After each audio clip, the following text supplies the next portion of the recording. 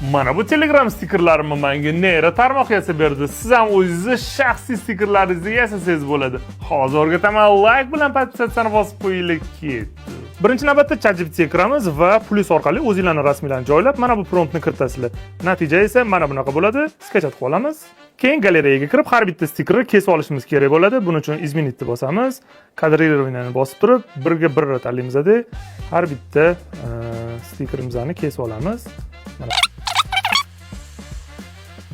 endi udalit fon ilovasi orqali biz stikerimizni fonini udalit qilib olamiz. Bo'ldi, tayyor.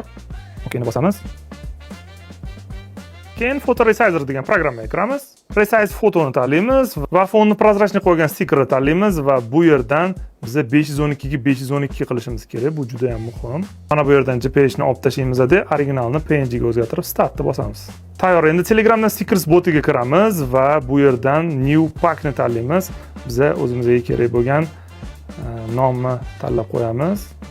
Endi bu yerga boyiga 512 ga 512 qilgan stikerni tashlaymiz. Bunga kerak bo'lgan emoji ni tashlaymiz. Va agar boshqa stiker qo'shmoqchi bo'lsangiz qo'shib borasiz. Qo'shib bo'lganingizdan keyin publish ni bosasiz. Bu yerdan skip ni bosamiz. Bu yerga esa havolani yozib qo'yamiz va ko'rishinglar mumkin.